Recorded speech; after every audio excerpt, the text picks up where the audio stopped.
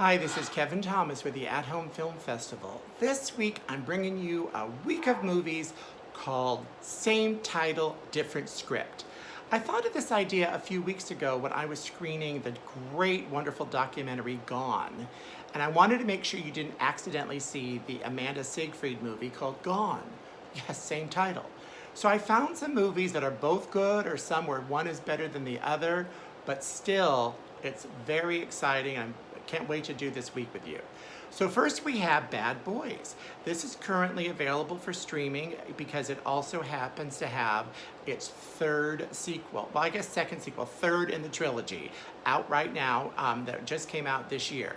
So the original Bad Boys came out in 1985. It still had Martin Lawrence with top billing because he was a bigger star then, and Will Smith as two cool cops, always breaking the rules because they got to get the crime solved and no one could do it better than them. Very fun, very full of action, really good movie, as well as its other sequels weren't bad either. But if you want a different Bad Boy, then maybe you should go to the 1983 Sean Penn Bad Boys. This is actually more boys because Sean played a troubled teenager. He's involved in crime, so he's got to go to a correctional institute where a lot of troubled teens go who are involved in crimes, but he's still torn with his really happy life with Ali Sheedy. He's actually young in this movie and could qualify for a boy. Let's stick with boys just for a minute, because then we have Boys Town. Now, if you want to be all classic about it, you can go to the 1938 Boys Town, where Spencer Tracy won an Oscar, and he plays someone involved in helping young children, boys, get back on the straight and narrow. Not necessarily that straight, but so they live within his community. He helps them. He's going to stop them from being the bad boys. So these are boys from Boys Town. Really good movie if you like old classics and look at boys in a different way. Then there's Boys Town. This is a Spanish film, very supported by the bear community. It's about a little town near Madrid where a bunch of bears and leather guys are hanging out, living in a diverse town, being friends. Little complications come when one's mother comes to town. There's a crime that happens, yet it's still a comedy. So bears unite and enjoy Boys Town. Then we have Straight Jacket. Spelled different ways, but if you're still recommending a movie and say, see Straight Jacket, you might accidentally send someone to the wrong film. The classic campy one came out in 1964 with Joan Crawford playing an axe murderess that goes to prison, and guess what happens when she comes out? Yes, axe murders happen. Look how crazy she is. It's super over the top, very fun. I love this movie. William Castle does a lot of these over the top campy movies, and you can't but love them. So if you want to watch this Straight Jacket, go ahead. Then there's the other Straight Jacket. This is more I'm Not Gay Straight Jacket from Here, who also I did a whole week last week. They have really good content, but this has a hunky, sexy actor who has to be straight in Hollywood. So he does everything possible. He's manly, he goes out with women, but you know what? He still likes the dick. So of course he's got to secretly have guys come in. I really thought this was a very fun movie. Also campy, so no matter what Straight Jacket you're looking at, you're gonna find camp. But if you wanna do both of them in a day, feel free. Do Straight Jacket and Straight Jacket. Now I'm doing 3 Nighthawk movies, or Nighthawks. First, we have sort of a classic with Sylvester Stallone from 1981. This seems a little dated now. I watched it recently, but I still liked it. Sylvester is, of course, the cool cop that has to solve all the important crimes. So here we have Rutger Hauer, who is a bad guy who explodes a lot of buildings. He's a terrorist! So anyway, only Sylvester Stallone and Billy D. Williams could be the successful people to bring this crime to light and solve it. So if you're a Sylvester Stallone fan and you want to keep watching Nighthawks, you do it.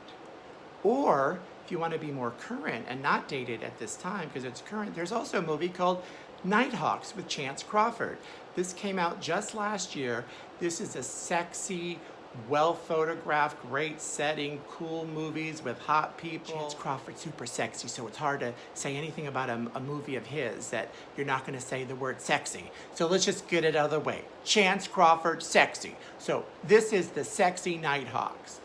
Now, if you want to watch another Nighthawk, this Nighthawks is not sexy like Chance Crawford. It's sexual. It came out in 1978. It's sort of a looking for Mr. Gay bar, because a nice, sweet teacher during the day in London, he at night goes to gay bars, leather bars, sexy bars, and this movie actually was rated X when it came out. That's right, X, because anything before 1990, I'd say, if there's a penis in it, or if it has a gay theme and it's a little sexual, it's rated X. So yes, this movie does show the penis. So if you want to see a British penis from 1978, and not a bad movie, this is the Nighthawks to watch. But if you're inviting your mother over and she likes Sylvester Stallone, don't accidentally put on this Nighthawks, okay? Now we have a Great Running Scared and a Fair Running Scared. The Great Running Scared stars Paul Walker as an undercover cop that sort of gets exposed to people, but he has to search and find a gun, which he leads him through the entire movie. Other secrets come out, violence comes out, Vera Farmiga gets super involved in. I love her. This movie is great, great, great, very suspenseful, nail biter for sure. So if you need to watch a running scare, don't be scared of this one. I liked it more than Running Scared.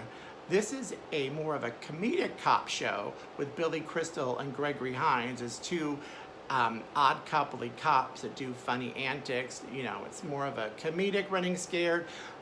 It's okay. My favorite thing about that Running Scared, the Billy Crystal Running Scared, not to be mixed up with the Paul Walker Running Scared. Are you running scared of me not being able to keep these apart? The Billy Crystal one had a really good soundtrack. So if you want to go download some really cool songs from the 80s, I would do the Billy Crystal Running Scared. If I'm going to name a movie, come up with a title in Hollywood, it is not going to be The Gift. There are so many movies called The Gift. I was shocked at how long this list of The Gift movies is. So I picked two that I like. First, we have one from the year 2000 with Cate Blanchett. We just saw Katie Holmes, Greg Kinnear. It's also got Hilary Swank in it and Keanu Reeves in a dramatic role. Whoa, whoa, whoa. Anyway, Kate plays a woman who has the gift. She has ESP, and she's turned to help solve a crime of someone who's missing. So very interesting in that. There was our mean Keanu Reeves in the film. I really like this gift. Is it my favorite, The Gift? No, because I like another gift better. My preferred The Gift is the one with Jason Bateman and Joel Edgerton from 2015, where they play people from school that get reacquainted when Jason moves to the same town and they receive a gift. Well, this gift has its consequences. Very much a psychological drama, probably the best gift you'll ever get from a movie called The Gift. In the meantime, I would stay away from most of the other The Gifts because there are so many of them, you'll accidentally pick probably the wrong one. So I would either do the Kate gift or the Jason gift, but don't do other gifts. Our last movie is called Mother, our last movies. I love the Albert Brooks Mother, where Debbie Reynolds won a Golden Globe nomination for her great work. Debbie hasn't been in movies for a while. Look, there's our lovely Lisa Kudrow. Albert goes back to live with his mother. He finds all the kookiness and weirdness about his mother and maybe why he was happy he grew up. But in the meantime, if you're going to watch a movie called Mother, this is the one to watch, and not this one. This other mother is a mother. Okay, this film is either loved or hated by people. It's, as I guess opposed to plants, by theater goers, because it's got, although a great cast, it's got Jennifer Lawrence, Javier Bardem, Ed Harris, and Michelle Pfeiffer. I hate this mother. It is so weird that I like weird. Don't get me wrong.